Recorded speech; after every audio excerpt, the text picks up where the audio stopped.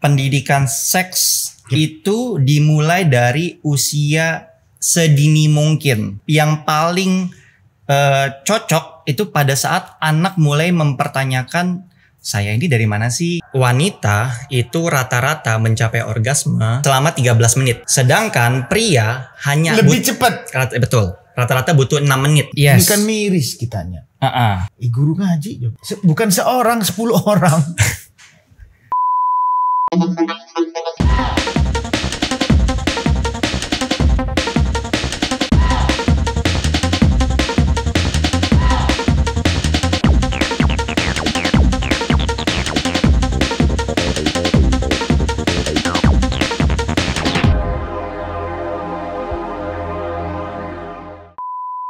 Ketemu lagi di Ngobrol Asik. Sekarang saya punya bintang tamu, seorang dokter muda dan sukses. Cuma ini dokter mudanya bicaranya tentang hal-hal yang masih tabu katanya. Iya. Menurut Mas Anang masih tabu nggak? Harusnya enggak ya. Ngelihat perkembangan Indonesia dengan masyarakatnya yang majemuk. Dan masyarakatnya yang terpecah-pecah dengan pulau, ada 17.700 pulau. Kalau edukasi seks itu masih gak mau dibicarakan secara gamblang, dibilang gamblang ya, gamblang. Ini kan bisa berdampak untuk orang anak-anak yang di bawah umur, pastinya. Ya kan melihat kejadian-kejadian yang ada. Yang ada, ya. Menurut dokter bagaimana? Kenapa masih dibilang kita bicara seks tabu? Jadi backgroundnya kenapa konten saya itu banyak membahas tentang edukasi seks, itu salah satunya karena edukasi seks yang benar, menurut saya di Indonesia ini masih sedikit. Oh, berarti gara-gara tabu juga barangnya juga sedikit. Iya. Istilahnya kalau supply and demand kan memang jadinya begitu. Mungkin karena orang merasa ini hal yang tabu, atau orang Jawa, mungkinnya Mas Anang kan orang Jawa ya, ngomongnya saru gitu ya. Saru, ya betul. Nah jadi nggak pingin dibicarakan. Akhirnya nggak mau belajar.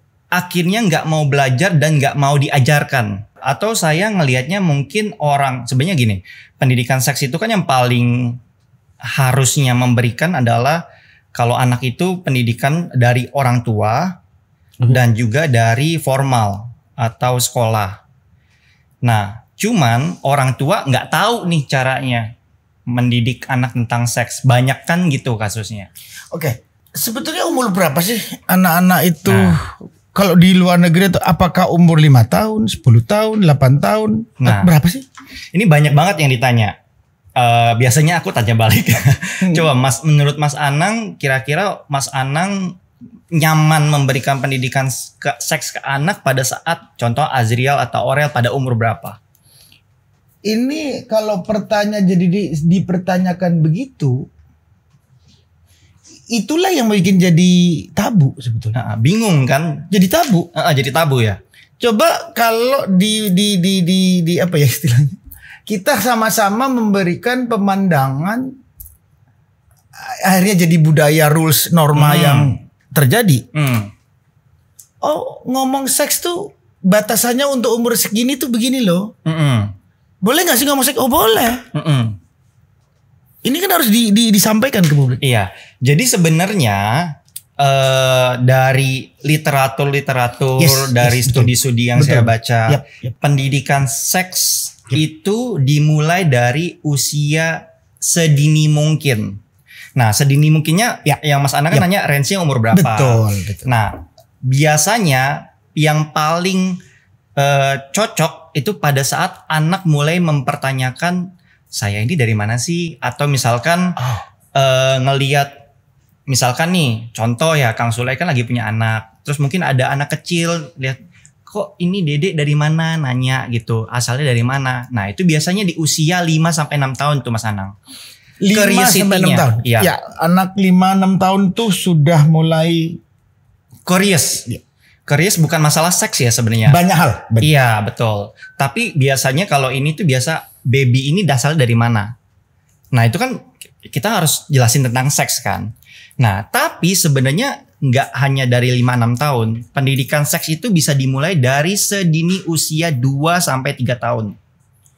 Nah, cuman pada range umur yang berbeda, pendidikannya beda nih Mas Anang. Contoh, ya mungkin teman-teman di sini kalau jadi ibu muda atau jadi orang tua, misalkan usia 2-3 tahun, apa sih yang harus kita ajarkan? Yang pertama adalah ya pengenalan dulu tentang organ reproduksi.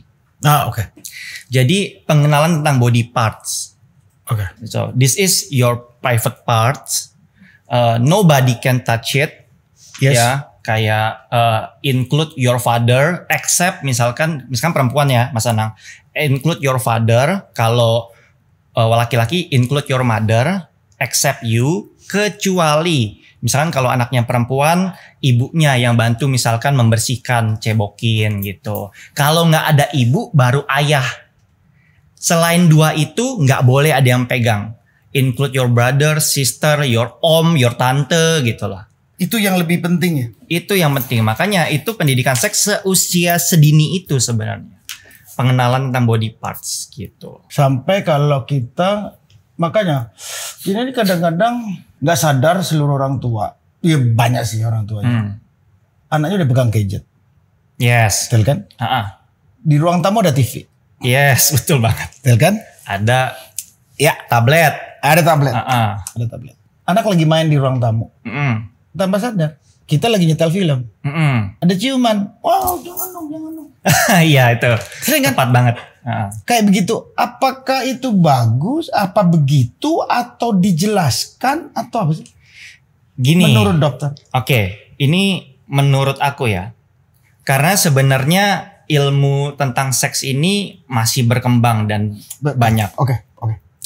Jadi sebenarnya kalau kita ambil contoh ya di luar negeri. Ayah sama ibu let's say kissing, ciuman di depan anaknya. Biasa gitu kan. Betul. Kalau di sini kan kayak hampir nggak pernah. Jadi ibu dan bapak kissing di depan anak itu sebenarnya menunjukkan affection. Jadi dia bisa orang tua gue ini saling mengasihi ya gitu. Jadi sebenarnya itu nggak boleh. Itu jangan dilihat ini. Jadi dia bisa bingung nih anak. Jadi ini tuh tindakan tidak terpuji. Padahal nggak gitu kan. Harus dijelasin. Ini adalah ya how you show your affection. Salah satunya adalah dengan physical touch. Tapi ini hanya boleh dilakukan antar pasangan yang sudah menikah. Harus dikasih tahu juga sih batas-batasannya. Nah, batasan tiap keluarga itu bisa beda-beda Mas Anang. Betul. Dan tergantung juga masalah culture. Ya. Nah, ada yang kalau nggak salah ada adat apa gitu, saya lupa. Dia itu memang kalau ketemu nggak salaman, tapi cipika-cipiki. Ya. Kalau beberapa ada kan aneh banget cipika-cipiki gitu kan. Cipika-cipiki kan sama orang terdekat gitu. Nah, jadi itu harus diedukasi juga. Jadi kalau kamu misalkan ciuman sama kamu anak perempuan ciuman sama ayah bibir ya itu harus diajarkan apakah itu adatnya gitu. Kalau enggak ya itu kan something yang sebenarnya ada keluarga yang menganggap boleh, ada keluarga yang menganggap nggak boleh. Ya kan. Nah tapi sebenarnya itu kalau dikasih tahu bahwa boleh sama ayah itu bisa jadi sesuatu yang ujung-ujungnya ambigu juga nih. Katanya orang yang tersayang cuman khusus orang spesial, let's say suami gitu. Kok sama ayah boleh juga. Nah, jadi itu juga masih debatable lah. Tapi kalau saya mengajarkan ya sebenarnya untuk orang tua mengasihi anaknya ada juga pakem-pakemnya gitu. Nggak sembarangan kayak gitu. Karena kan Mas Anang lihat kan sekarang ada banyak kasus yang kayak pelecehan oleh orang ayah kandung. Bahkan ayah tiri gitu. Hari ini itu kita disuguhkan berita yang hampir kok bisa terjadi ya. Ya. Dan ini bukan satu tempat, bukan satu daerah. Betul. Dan bukan satu orang. Bukan kejadian single lah. Bukan kejadian single, beruntun. Gitu. Dan beda-beda daerah. Dan ada di hal-hal yang menurut aku itu komunitas sensitif. Dibilangnya. Ini apa bagian dari kita harus sudah bawa budaya membicarakan seks dini mungkin tuh sudah jangan dibilang tabu lagi, sudah wajib dijelaskan mulai di sekolahan itu atau di keluarga sudah wajib diomong. Yes. Nah, ini yang menariknya Mas Anang. Jadi pernah ada ya saya dimintain jadi narasumber lah oleh beberapa orang. Ada yang untuk skripsi, ada yang untuk penelitian, ada yang untuk literatur, media gitu. Nah, saya rata-rata saya tanya balik. Coba jujur sama saya, kamu dapat pendidikan seks pertama kali dari siapa? Orang tua, sekolah, temen? Jawabannya ada. Kamu diajarin pendidikan seks nggak sama orang tua? Enggak, Pak. Ibu orang tua saya nggak mau ngomongin itu. Di sekolah ya udah belajar organ reproduksi aja, tapi what is sex? Seks itu seperti apa? Resikonya apa? Dibicarakan tapi nggak terlalu dalam. Akibatnya anak-anak rata-rata taunya dari lingkungan, tier grupnya, komunitinya. Padahal komunitinya itu kadang-kadang rada terlalu vulgar diskusi. Bukan terlalu vulgar sih Mas Anang. Menurut saya sumbernya itu salah. Jadi misalkan nih, banyak anak-anak yang sebenarnya sudah bisa mengakses pornografi itu dari kelas dari kelas 1 SD atau 6 tahun. Sudah ada. Dengan teknologi yang hari ini Betul. Bahkan lebih maju. Betul. Nah, banyak kan orang tua belum waktunya lah. Padahal anaknya sudah lihat. Iya, belum waktunya lah ngomongin kayak gini. Padahal dia udah tahu loh. Dia udah tahu dari mana lingkungannya sama pornografi. Jadi sebenarnya ini bukan masalah tabu lagi atau enggak, Mas Anang. Kalau menurut saya harus diomongin. Cuman masalah cepet-cepetan aja antara kita kasih edukasi yang benar atau dia pertama kali terima edukasinya dari tempat yang salah. Kalau awalnya bahaya pada saat dari teman-temannya yang akhirnya menginformasikan yang tidak akurat. Iya, awalnya mulainya salah, ya ke belakangnya salah. Jadi kalau dia misalkan dari pornografi, misalkan pornografi kan banyak kategorinya ya Mas Anang. Kita kan sama-sama dewasa ya. Saya harap juga penonton dewasa. Ada yang kategorinya bareng-bareng lah, main rame-rame. Nah dia akan menganggap itu tuh hal yang biasa ya. Padahal itu bukan hal yang biasa. Akibatnya jadi apa? Infeksi menular seksual meningkat. Kan gitu. Itu baru dari satu contoh. Nanti bisa timbul banyak hal dari segi psikologis. Dia ngelihat, wah ternyata ukuran yang normal kayak begini ya. Padahal itu yang biasa di porno, namanya film ya Mas Anang. Film kan pasti ada dibumbui. Jadi ukurannya itu yang lebih dari normal biasanya. Jadi bisa jadi insecure gitu. Jadi dampaknya macam-macam Mas Anang. Kayak dokter ini udah aktivis di hal seperti ini. Iya, kurang lebih. Saya fokus dan mendalami dan memang tertarik di bidang ini. Melihat Indonesia dengan kemajuan informasi dan seterusnya yang akhirnya sampai masyarakat. Ya kalau ngeliat kejadian bahwa masyarakat kita ini ketinggalan. Yang akhirnya banyak kejadian seperti ini. Hal yang paling jauh sudah dilakukan dokter sampai ke pemerintah atau komunitas apa? Jadi gini. Saya ini cukup dikenalnya di salah satu aplikasi. Boleh sebut nggak sih namanya? Nggak apa-apa. Di TikTok. Nah, di TikTok itu saya awalnya di 2020 terjun itu hanya ada 3 orang dokter kalau nggak salah. Saya, istri saya sama ada 1 dokter ngomongin gizi sama 1 lagi mahasiswa kedokteran kembar. Nah, jadi total 5 lah nakes. Nah, sejak saat itu saya lihat tuh di media sosial tuh banyak informasi yang misleading. Yang hoax seputar kesehatan. Jadi awalnya dari situ? Dari situ saya tertarik terjun ke media sosial. Karena dokter ini kan sibuk rata-rata kan. Praktek kuratif lah. Nggak ada yang preventif nih. Saya jadi cobalah, saya masih muda mungkin lebih banyak waktu. Waktu itu saya prakteknya juga lagi terkena masalah lah karena COVID. Klinik saya harus lay off. Jadi saya banyak kegiatan, ya udah edukasi aja sama istri saya. Istri saya ngomongin masalah kesehatan kulit. Nah lalu dari situ banyak tuh dokter. Nah, terus saya buat komunitas. Dilihat sama aplikasi TikTok, jadilah komunitas official pertama TikTok dokter-dokter yang mengedukasi, namanya TikDok. TikDok. Dan saya foundernya. Sampai saat ini membernya itu ada 30-an, hampir 40. Itu dari mahasiswa FK, Fakultas Kedokteran, dokter umum, bahkan spesialis. Good. Jadi dan banyak spesialisasinya, ada yang kandungan, ada yang seksolog juga. Jadi rata-rata kalau dokter spesialis mata contohnya ada salah satu yang content creator mata spesialis mata Dr. Fedi Riva.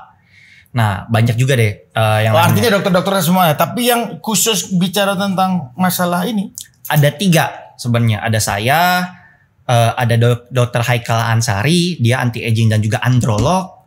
Ada juga dokter Jeffrey kalau nggak salah, itu dia lagi spesialis andrologi juga kalau nggak salah, lagi residen. Andrologi kesehatan pria. Reproduksi pria. Oke. Kalau wanitanya kan obgyn. Obstetric and gynecology. Ya. Kalau cowok itu androlog. Makanya kalau melihat kejadian yang sekarang lagi sangat marak ini, nggak kepingin komunitas ini dibesarkan untuk diskusi dengan pemerintah atau DPR untuk ngomong bahwa mau bikin kayak penyuluhan besar-besaran bahwa ayo dong ini waktunya nih. Mau nunggu apa lagi sih gitu. Iya, jadi sebenarnya mau banget Mas Anang. Cuman terus saya tahu bahwa itu adalah hal yang saat ini buat saya agak susah diakses nih. Jadi apa yang susah? Jadi untuk gini Mas Anang, sebenarnya masalah pendidikan, kita ngomong pendidikan edukasi ya. Contoh masalah basic life support. Basic life support itu CPR. Mas Anang tahu CPR ya? Kalau ada orang tergeletak. Nah, itu di Amerika itu sudah diajarkan sejak dia SMP sebagai ajar baku. Di sini tidak diajarkan. Hanya diajarkan di fakultas kedokteran. Bukan di sekolah umum. Bukan di sekolah umum. Di sana di sekolah umum. Di sana di sekolah umum sejak SMP. Jadi bedanya segitu loh Mas Anang. Kenapa? Karena kenapa CPR diajarkan di SMP sih?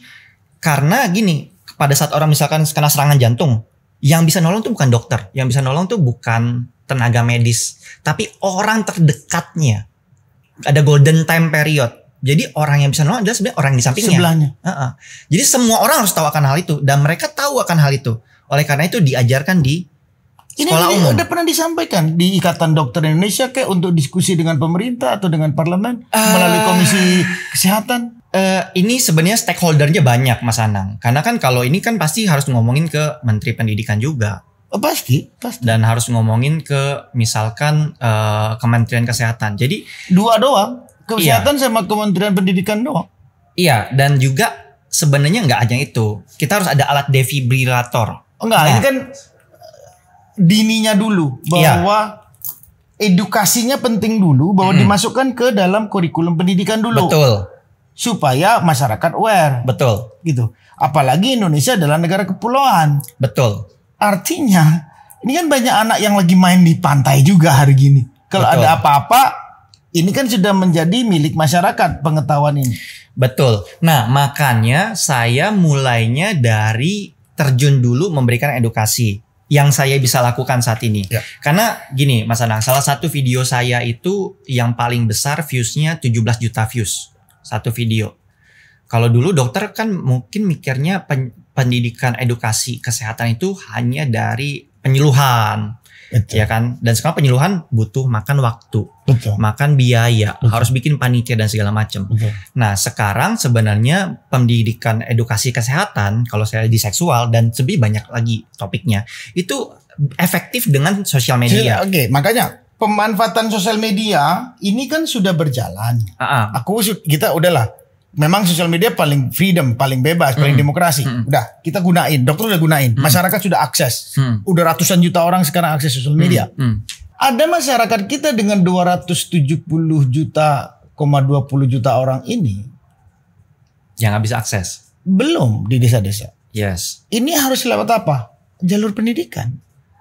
Kalau nggak jalur pendidikan adalah penyuluhan melalui pemerintah pusat ke daerah sampai ke desa. Yes.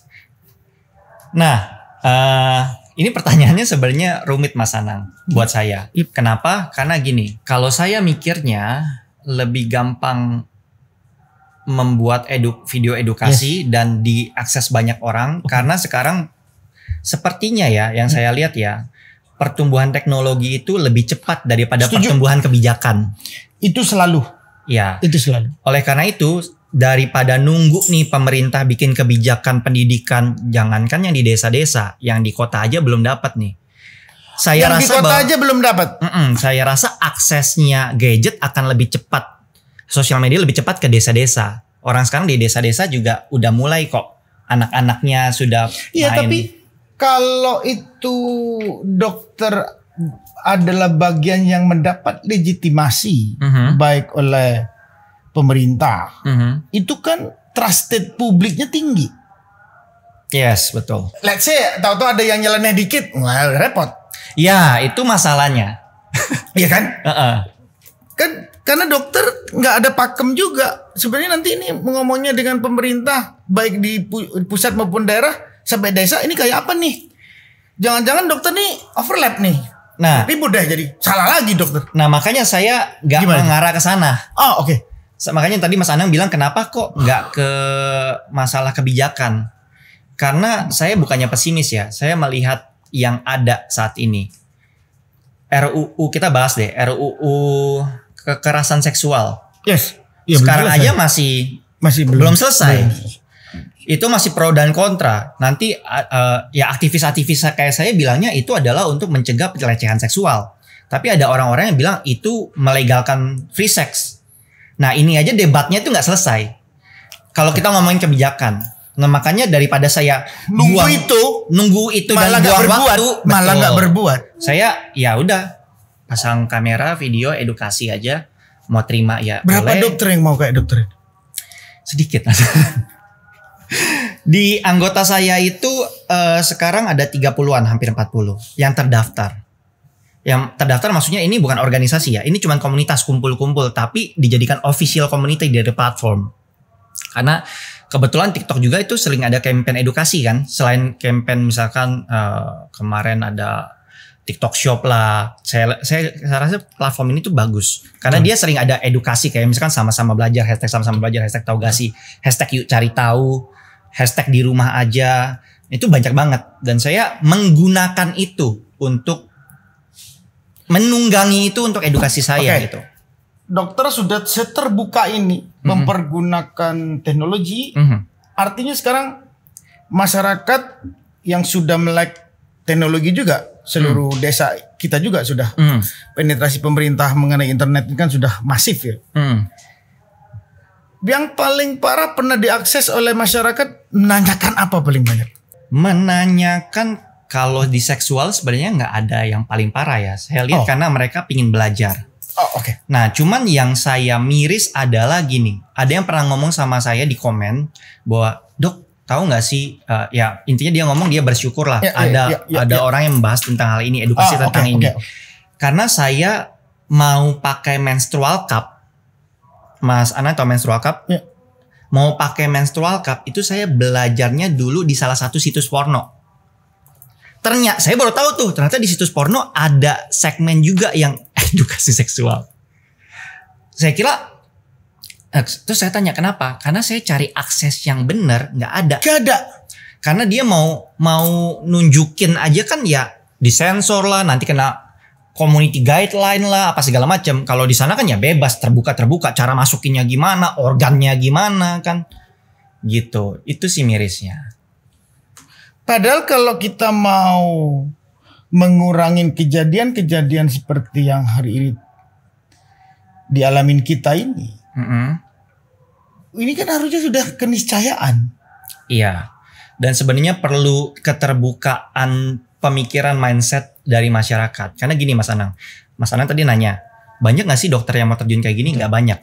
Karena ini jujurly, kalau sekarang ngomongnya jujurly. Jujurly saya juga sempat dapat penentangan dari teman sejawat. Ngapain sih dokter main TikTok gitu?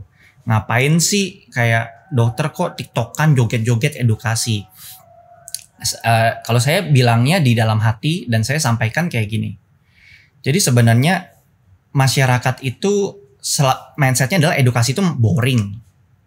Jadi saya mencoba buat edukasi dengan cara yang menarik. Packagingnya boleh macam-macam. Ada yang joget, ada yang role play, ada yang drama, ada yang sketsa. Tapi yang penting poinnya. Dan poinnya ini nggak boleh salah, poinnya ini nggak boleh misleading. Ya. Yang penting kan isi konten disampaikannya benar. Betul. Perkara itu caranya bercanda kek, narik kek, itu kan urusan lain. Betul. Yang penting kan nyampe. Betul. Ya dokter. Enggak. Lah enggak, ini berarti Mas Anang lebih. Enggak, dokter berarti berani melawan keadaan yang sudah dulu, bahwa kalau dokter ngomong tuh harus gini loh. Iya. Harus gini loh. Iya. Sekarang kan enggak. Dengan ada sosial media, dokter memberikan pandangan yang berbeda. Justru masyarakat senang kan? Selalu ada pro dan kontra lah, Mas. Jangan dengerin yang kontra lah. Yang penting kan sekarang dokter nolongin orang banyak nih. Iya. Saya melihat kalau kontra saya lihat ini tuh masukan atau kontra, atau memang ya udah gitu. Kadang-kadang ada yang kontra itu sebenarnya masukan, saya terima. Tapi kadang-kadang ada yang ya udah menjelek-jelekan aja udah. Hebat juga ya dokter sampai meluangkan waktunya waktu profesionalnya hanya melakukan edukasi ini. Iya. Karena dulu waktu kedokteran sebenarnya diajarin Mas Anang 4 pilar kedokteran, yaitu pertama promotif, preventif, kuratif, rehabilitatif.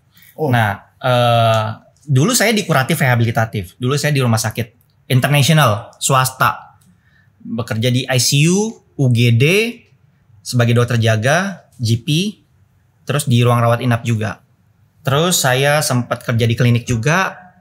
Saya tanganin tamu VIP juga karena saya pernah kerja di klinik hotel di Bali. Nah, terus sekarang saya sih bilangnya tuntunan Tuhan diberi kesempatan di edukasi ini.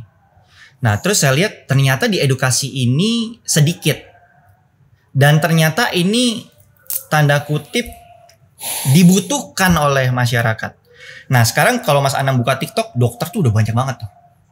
Banyak banget. Betul. Kalau dulu zamannya saya ya itu tadi berapa orang gitu. Dan saya bersyukur gitu loh. Karena berarti teman-teman sejawat ini udah mulai kebuka bahwa kita edukasi itu juga hal yang penting, yaitu promotif preventif tadi gitu. Jadi dulu saya di sini, sekarang saya di sini gitu lakuinnya. Oke, jadi kalau dokter kita bandingkan Indonesia dengan negara-negara ASEAN yang lain, tetap kita paling terbelakang membicarakan tentang sex education ini. Nah, kalau itu ngomongin statistik tuh Mas Anang, saya nggak bisa bilang terbelakang. Belum. Ketinggalan, maksudnya aku ketinggalan. Iya, kalau dari ASEAN saya harus lihat statistiknya, karena saya dokter harus ngomong based on data kan. Tapi kalau dari sehari-hari dan research, saya masih bilang kita masih banyak PR. Masih banyak PR. Ini PR besar kita semua ya. Bicara tentang bagaimana bicara seks tuh nggak perlu tabu lagi. Betul. Bahwa bicara seks tuh yang penting kamu bener, artinya ada source yang bagus. Yuk kita buka aja diskusi ini. Begitu kan? Iya, betul. Nah, sebenarnya ngomongin seks itu juga gini Mas Anang, ngomongin seks itu nggak hanya masalah pendidikan seksual. Pendidikan seksual dalam hal buat anak-anak remaja. Sebenarnya pendidikan seksual itu juga untuk pasutri itu juga butuh. Ya semua kan. Kita ngomongin contoh pasutri, ngomongin tentang orgasme. Itu banyak mungkin orang dewasa aja nggak tahu tuh orgasme gimana. Apakah hubungan seks harus orgasme? Karena ada yang gini, saya nggak pernah orgasme sama istri atau sama suami saya, nggak bisa memuaskan saya, terus akhirnya pisah. Padahal kan kalau tahu ilmunya, kalau tahunya itu dibuka, kamu kalau mau hubungan harus yang benar, wangi dulu mandi dulu supaya keluar ininya. Ini pendidikan ya, jadi salah satu ini paling senang, ini semua senang. Kita ngomongin orgasme nih. Ini salah satu pendidikan seksual yang saya pernah buat. Jadi wanita itu rata-rata mencapai orgasme kalau selama 13 menit baru dia mencapai orgasme. Sedangkan pria hanya lebih cepat. Betul. Rata-rata butuh 6 menit untuk mencapai orgasme. Jadi, dan ini banyak yang salah sangka bahwa pria mikir kalau wanita itu bisa mencapai orgasme kalau caranya penovaginal insertion. Apa itu? Ya itu penis masuk ke dalam vagina. Sedangkan nyatanya dari studi hanya 33% orgasme pada wanita yang terjadi pada saat itu. 66%-nya terjadi pada saat di luar itu. Pemanasannya. Nah, macem-macem. Jadi kalau kita belajar dari 13 menit wanita, pria 6 menit. Oleh karena itu yang harus dilamain adalah foreplaynya. Nah, foreplaynya jangan langsung tancep buka, tancep gas gitu. Jadi yang bener tuh foreplay dulu. Foreplaynya dilamain. Kalau misalkan ternyata kan kita ngomongin wanita juga nggak semuanya sama nih, ada berbeda-beda. Thresholdnya beda-beda, nafsunya berbeda-beda. Tapi itu kan rata-rata. Common sense-nya. Rata-ratanya. Nah sekarang berarti dari situ aja kita udah bisa belajar. Berarti kalau saya mau membuat pasangan saya orgasme, istri saya orgasme, foreplaynya harus dibanyakin. Terus apa aja sih foreplay? Nah itu kita bisa belajar lagi tuh. Kita punya indera nih, indera penciuman. Ini harus distimulus, pakai parfum, let's say. Ada misalkan ini harus distimulus. Jadi misalkan ada mungkin pria-pria yang sukanya istrinya pakai lingerie. Iya. Tahu-tahu cuman pakai daster robek-robek. Iya. Waduh. Tapi kita nggak boleh ngomongin cowok juga. Ceweknya juga harus lihat. Cewek kita main tancep sarungan, main. Ini mukanya begini ya. Kalau dia ini. Itu sudah nggak boleh tabu diskusi kayak gitu. Iya. Karena itu bisa jadi cerai gara-gara itu Mas Anang. Nah sebenarnya juga saya pernah baca studi justru alkohol dan makanan pedas sebaiknya dihindari. Alkohol dan makan pedas. Jadi kalau sudah mau berhubungan jangan makan pedas. Iya, karena perutnya nggak enak atau makan kenyang. Nah betul ini menarik nih. Jadi pada saat mau janjian nih, malam ya, tapi makan dulu. Iya. Ngantuk yang ada ya. Bukan masalah ngantuknya aja Mas Anang. Oh apa itu? Kalau masalah kenyang, jadi kan kegiatan seks ini kan sama seperti kegiatan aerobik. Mau olahraga. Kan? Iya. Betul. Ya. Jadi bisa aja jadi malah mual segala macam, perutnya kekocok-kocok. Betul. Kan gitu. Iya betul. Nah itu seru kan Mas Anang ngomongin masalah seks. Oh ya ini seru semua. Ini ngarepin mulai tadi ngomong ke sana. Iya. Saya kan masih belum mau. Saya mancing ya. Jadi ini kan kayak gini kan sangat ya sudah nggak boleh dibilang tabu diskusi. Yes. Karena seks itu adalah biologis. Sama kayak makan. Kebutuhan. Yes. Bisa dibilang kebutuhan, bisa dibilang juga proses alami. Oh iya. Yang lebih menarik proses alami itu nature. The nature-nya manusia. Iya. Gitu Mas Anang. Bener juga ya. Ini harusnya bisa disampaikan sedini mungkin di sekolah-sekolah. Iya. Bayangin aja kalau anak SMA nggak ngerti pendidikan seks, ya main tabrak doang. Iya. Akhirnya ya sudah. Besok pulang ke rumah udah terlambat sebulan. Iya. Tapi ini menarik ini Dok. Diskusi hal kayak gini kalau melihat kejadian, aku tetap mau merelititkan dengan kejadian-kejadian yang ada di kita hari ini. Yes. Ini kan miris kitanya. Contohnya apa Mas Anang kasusnya? Iya. Guru ngaji. Bukan seorang, 10 orang. Terus kasus yang di Riau. Itu satu lagi. Riau, Bandung, Jakarta, Depok. Ini lagi rame ini di semua di berita. Gimana tuh Mas Anang? Ya itu aku malah berpikir kenapa nggak sekarang pemerintah membuat dengan dokter-dokter yang mengerti tentang hal tersebut merumuskan satu program yang besar, ngajak bicara parlemen, itu melakukan dokter seksolog semua udah datang ke parlemen, ke komisi 8 apa komisi 9 kalau nggak salah. Diskusi ini segera nih, ini bahaya nih. Ini warningnya udah warning bahaya nih Indonesia ini. Sebenarnya udah Mas Anang, RUU PKS itu. Iya udah. Cuman itu aja godoknya masih susah. Masih ada pro kontra yang tadi saya bilang tuh. Jadi kalau ngelihat keadaan ini dokter nih melihatnya sudah urgent ya keadaan kayak gini nih. Ini baru yang ketahuan, bener yang nggak ketahuan saya berkabur. Iya, sebenarnya kasus ini dari dulu udah ada Mas Anang. Cuman kan sekarang media semakin banyak, sosial media semakin cepat. Ini kan sudah bahaya ini. Kita pegang alat paling dangerous di dunia ya ini. Kan. Nah, saya bilang ini bukan alat paling dangerous.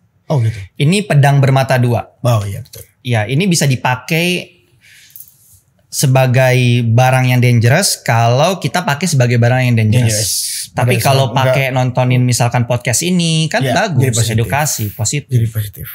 Liatin konten-konten edukatif, bagus, positif. Jadi yang bisa kontrol ini kita. Jadi sebenarnya mulai dari kita. Oke, sekarang pertanyaan yang kayak tadi Dok. Aku mau nanya lagi. Obat-obatan tuh bagus gak sih untuk dikonsumsi laki-laki atau perempuan? Obat-obatan apa? Ya untuk hubungan seks. supaya bagus. Obat kuat gitu. That's it. Oke. Itu kan sekarang banyak yang dijual tuh. Ini menarik juga Mas Anang. Banyak loh itu yang dijual sekarang. Nah kalau masalah aman atau enggak, Ya. itu kita lihat dari BPOM. Oke, satu BPOM. Oke, after BPOM kan ada kelanjutannya. Ini nggak sembarangan orang beli. Oke. Kedua, regulasi udah paling aman. Regulasinya adalah gini. Contoh, salah satu obat kuat yang kita kenal kan yang namanya depannya V. Oh ya, betul. Betul kan? Betul. Itu nama merek ya. Ya. Isinya bukan itu. Nah, historinya Mas Anang tahu nggak tentang obat yang V itu? Ya, itulah. Oke, itu isinya sebenarnya itu historinya itu obat untuk hipertensi, antihipertensi, dan serangan jantung. Ya, terus. Jadi itu dibikin tujuannya untuk itu awalnya. Jadi sejalan berjalannya waktu pas penelitian ternyata efek sampingnya ke dan efek untuk ke jantung dan juga antihipertensinya nggak terlalu mantap. Oh, justru ke mantepnya yang ke sononya itu. Yes. Berarti itu kalau dikonsumsi benar nggak apa-apa dong. Efek samping yang jadi efek utama. Nah, masalahnya kan banyak yang nggak tahu kan sebenarnya itu awalnya ada efek untuk antihipertensi dan juga serangan jantung. Iya. Jadi obat bilang, oh ini obat kuat doang, nggak ada efek yang lain-lain. Makanya di sini di Indonesia kalau nggak salah ya, tapi correct me if I'm wrong, itu masih harus dengan resep dokter. Setahu saya yang benar. Ya lagi-lagi kan obat ada golongan keras aja, kadang-kadang bisa aja yang kecolongan. Walaupun obat tapi kan udah dijual bebas. Makanya saya bilang yang benar. Oh, iya. Tapi saya bisa salah, correct me if I'm wrong. Ya. Jadi kalau kita makainya benar itu bagus. Bagus. Nah benar ini karena kalau contohnya Mas Anang ya nggak benar. Kalau dia punya hipotensi, dia punya tekanan darah tinggi, tekanan darah rendah justru. Iya. Terus minum obat itu kan makin rendah. Jadi tambah rendah karena ditekan. Yes. Makanya. Tapi kalau darah tinggi aman. Ya harus dilihat komorbid yang lain ada juga nggak? Makanya yang benar itu ke dokter dulu, dicek ada apa enggak, ini apa enggak komorbid, baru oh iya segini, dikasih tahu cara pemakaiannya. Tapi kalau saya nggak kena jantung, nggak kena darah rendah, dibilang kira-kira aman nggak dikonsumsi? Sebenarnya relatif aman, tapi saya sekali lagi menekankan bahwa lebih bagus kalau konsultasi dulu. Harus konsultasi dulu ke dokter. Kita ngomongin durasi seks nih sekarang ya, durasi berarti. Nah ini dengerin nih, dengerin. Tadi kan kita ngomongin orgasme pada wanita itu 13 menit rata-rata. Jadi sebenarnya ngapain 1 jam, 2 jam? Gak ada gunanya kan? Gak ada gunanya. Tapi kalau perempuannya memang sengaja gak mau dikeluarin, kalau perempuan dimainin juga sama dia. Wah biar panjang ah. Iya, nah ini juga ada edukasi. Oke. Karena memang perempuan itu bisa orgasme berkali-kali. Enak banget ya. Iya. Kalau cowok itu sekali lemes. Iya sekali lemes. Tapi sebenarnya bisa nggak abis itu main lagi Mas Anang? Bisa. Kalau misalnya stimulusnya mantap. Ah stimulusnya apa ini? Ya stimulusnya. Pertanyaan dia saya tanya nih. Ini pertanyaan mereka nih sebetulnya. Stimulusnya apa ini? Stimulusnya macem-macem Mas Anang. Tadi kan kayak indra. Ya yang penting cepet, gampang, murah dan gampang gitulah. Jangan yang susah-susah lah gitu maksudnya kan. Nah jadi mikirnya minum obat. Kalau menurut saya nggak perlu. Oh apa dong? Kalau menurut saya ya stimulusnya dipakai. Misalkan indranya, misalkan sukanya lihat yang istrinya pakai lingerie, ya pakai aja lingerie istrinya. Oh. Penghidu, ya parfum pakai. Kalau yang berbentuk minuman kayak apa kayak obat kayak jamu kayak apa nggak ada. Nah, itu saya kan sekali lagi namanya alat bantu. Kalau masih nggak perlu dibantu, ngapain dibantu gitu. Oke. Jadi itu bukan suatu kebutuhan. Bukan suatu yang primer harus gitu. Untuk menggunakan yang tadi tuh mau main panjang atau mau main pendek. Itu sama aja kayak sex toys Mas Anang. Oke. Sex toys kan alat bantu seks. Nah, yang 66% tadi, yang orgasme 66% tidak melalui penovaginal penetration, itu ada salah satunya lewat sex toys. Nah, orang berpikir, sex toys buat orang yang kinky aja, padahal enggak, bisa membantu. Iya, tujuan. tapi kalau dia kasihkan pakai sex toys kan nggak ada gunanya suaminya tadi rumah. Beda. Sex nggak toys begitu cara berpikirnya. Ya, sex toys tidak bisa menggantikan kenikmatan yang itu. Masturbasi juga sama. Sama. Kan? Tidak bisa. Ya. Masturbasi secara tujuan sama dengan seks. Goalnya adalah orgasme dan ejakulasi. Ejakulasi. Secara proses beda. tidak ada sentuhan, Ya, tidak ada physical contact. Berarti kalau aku bilang foreplay itu yang mahal. Yes, indra stimulus yang tadi saya bilang. Baunya pasangan kita, matanya kita lihat. Kalau kita kan lihat seks toys ya begini aja. Berarti Kan? benar. Gak ada bulu matanya. Lo itu jangan terus di rumah sarungan, perut kayak Iqbal. Ayo olahraga cowok-cowok. Fadli, aduh Jal itu istri cuma gini. Ya udahlah terserah deh. Time frame waktu juga penting ya dok ya. Penting. Nanti malam ya. Jam berapa mas? Penting. Penting itu ya. Itu bagian dari stimulus kan? Bagian stimulus. Contoh, mah, papa beliin baju nih di dalam kotak. Pakai ya kita nanti dinner dulu. Ya, dinner pergi. Terus suasananya enak, asik. Terus pulang setel lagu tek gitu. Iya, benar. Pasang lilin tek gitu. Iya, benar. Jangan Petromax ya, hitam nanti. Lilin dipasang. Iya ini. Kalau takut kebakaran yang elektrik. Benar-benar. Itu sangat penting ya. Itu Simple. stimulus. Itu stimulus. Gini, seks itu nature. Kalau saya selalu bilang gini edukasinya. Seks itu nature, harus dinikmati secara bertanggung jawab. Dinikmati secara bertanggung jawab. Bertanggung jawab itu bertanggung jawab artinya nggak gonta-ganti pasangan. Ya. Gonta-ganti kostum aja bisa kok. Ganti. Ya kan? Gonta-ganti kostum. Kalau kita dapat istri yang ayo dong begini mau, ayo begitu gini. Udah gini aja kan sama aja. Aduh repot itu. Bahaya tuh Dikasih ya. pengertian. Kuncinya itu Mas Anang. Betul Dikasih ya. pengertian. Yap. Terus nyambung ya Mas Anang ya. Dinikmati artinya. Dinikmati. Iya, dinikmati dan bertanggung jawab. Dinikmati itu jangan kayak ayo langsung cut. Ayo mah gitu. Iya benar. Kalau istrinya lagi capek ya Harus pelan-pelan ya. bilang saya kadang banyak ada yang bilang gini. Istri saya tuh dok kalau diajak gak mau. Dia selalu bilang capek ngurus rumah begini. Emang saya gak capek kerja? Ya udah saya bilang gini. Bapak coba deh gantian. Hari Sabtu, hari Minggu nih bapak gak kerja. Bapak bantuin istri di rumah. Rasain capeknya. Oh iya ternyata capek. Ngucek itu capek loh dok. Nah kalau gitu kalau bapak mau dapat reward. Bapak harus bantu istrinya juga. Misalkan habis makan bapak yang nyuci piring. Terus ibu yang apa kerjasama. Karena kan nikah tuh kerjasama. Habis itu di kamar juga kerjasama jadinya. Nikah itu kerjasama, ngerti gak? Ini penting nih, nikah kerjasama. Yes. Dan perempuan itu ternyata 13 menit. Yes. Laki-laki Rata-rata 6 menit. ya. Rata-rata 13 menit, kalau laki-laki 6 menit. Jadi bukan masalah ejakulasi dini ya. Yes. Bukan, laki-laki memang nature-nya 6 menit. Yes. Ejakulasi dini itu kan ada waktunya. Jadi dihitung kalau misalkan oh aku rata-rata 5 menit nih, 3 menit nih. Kalau lagi itu ya udah foreplay-nya bikin 10 menit. Iya benar. Betul. Ini mahal ini. Dok, kalau ada pesan-pesan hari ini dok, baik untuk masyarakat, ya terutama masyarakat lah, terutama yang di desa. Dan kalau bisa juga pesan apa yang bisa disampaikan untuk pemerintah juga. Kira-kira bagaimana dengan dokter yang sudah sampai mengorbankan waktu profesionalnya hanya untuk mengedukasi publik? Kalau saya selalu di mana-mana selalu pesannya saya adalah tadi sebenarnya sudah disebutkan. Seks itu nature. Sama kayak makan. Pemerintah kan meregulasi gimana cara makan, maksudnya ekonomi kan. Nah, sebenarnya seks ini juga bukan diregulasi ya. Tapi diedukasi. Karena ya orang lapar bisa chaos. Ini nature juga nih. Nggak tersalurkan bisa chaos. Nah tapi kita harus edukasi bahwa menyalurkan itu yang benar.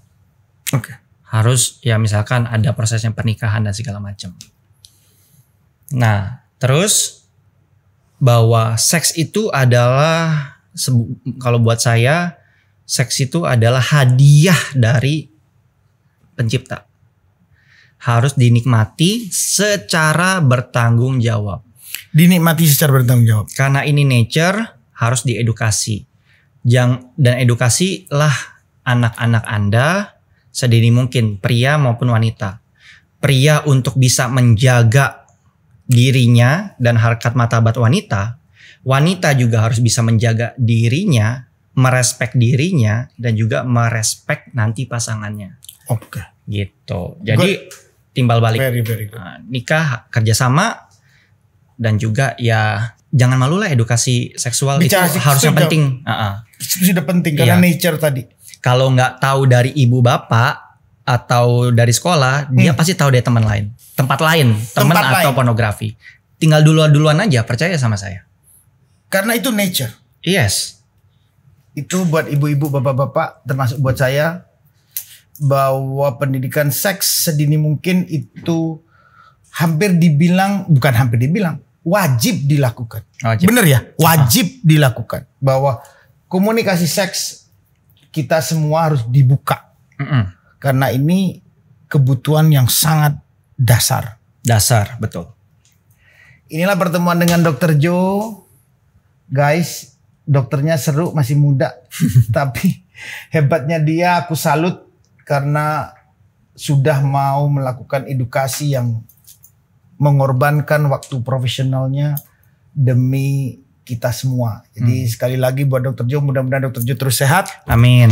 Sama. Terus maju. Amin. Terus sama-sama, sukses. Saya kalau diundang Dr. Joe juga, kalau punya program kita akan siap bantu. Silakan Dr. Joe kalau punya program apapun, saya akan siap bantu. Amin. Terima kasih Mas Anang. Sekali lagi terima kasih Dr. Joe. Jadi guys, ketemu lagi podcast yang lain yang seru-seru lagi. Bye-bye.